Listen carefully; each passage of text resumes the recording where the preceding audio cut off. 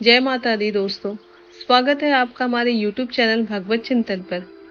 नवरात्रि के तीसरे दिन माँ चंद्र घंटा का पूजन किया जाता है, जिनके मस्तक पर घंटे के आकार का अर्क चंद्र होता है। चंद्र घंटा का अर्थ है चांद की तरह चमकने वाली। चंद्र घंटा माँ के 10 हाथ है, जिनमें कमल का फूल, कमंडल, त्रिशूल, गदा, तलवार, धनुष और बाण है। एक हाथ आशीर्वाद तो दूसरा अभय मुद्रा में रहता है। शेष बचा एक हाथ वे अपने हृदय पर रखती है। माँ का यह प्रतीक रत्न जड़ित आभूषणों से सुशोभित है और गले में सफेद फूलों की माला शोभित है। इस देवी का वाहन बाघ है।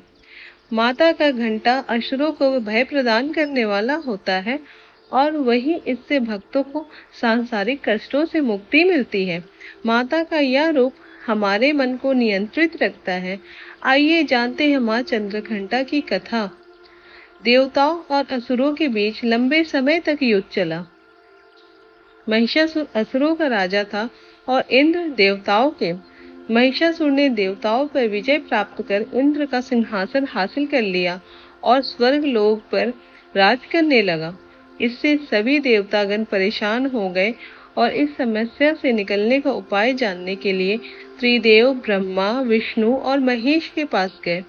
देवताओं ने बताया कि महिषासुर ने इंद्र और अन्य देवताओं के सभी अधिकार छीन लिए हैं और उन्हें बंधक बनाकर स्वयं स्वर्ग लोक का राजा बन गया है।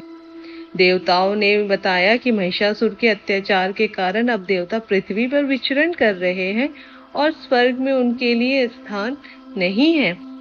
यह सुनकर ब्रह्मा, विष्णु और भगवान शंकर को अत्यधिक क्रोध आया। क्रोध के कारण तीनों के मुख से ऊर्जा उत्पन्न हुई। देवतागणों के शरीर से निकली ऊर्जा दशों दिशाओं में व्याप्त होने लगी। तभी वहां एक देवी का अवतरण हुआ। भगवान शंकर ने देवी को त्रिशूल, भगवान विष्णु ने चक्र प्रदान किया। इसी प्रकार अन्य देवी देवताओं ने भी माता के हाथों में अस्त्र शस्त्र सजा दिए। इंद्र ने अपनी व्रज और ऐरावत हाथी से उतार कर एक घंटा दिया। सूर्य ने अपना तेज और तलवार दिया और सवारी के लिए शेर दिया। देवी अब महिषासुर के युद्ध के लिए पूरी तरह तैयार थी। उनका विशाल काय रूप देखकर महिषासुर यह समझ गया कि अब उसका काल आ गया है। महिषासुर ने अपनी सेना को देवी पर हमला करने को कहा। अन्य दैत्य और दानवों के दल भी युद्ध में कूद पड़े। देवी ने एक ही झटके में ही दानवों का संहार कर दिया। इस युद्ध में महिषासुर तो मारा ही गया, साथ में अन्य बड़े दानवों और राक्षसों का संहार कर दिया। इस तरह माँ ने सभी देवताओं को असुरों से अभय दान दिलाया।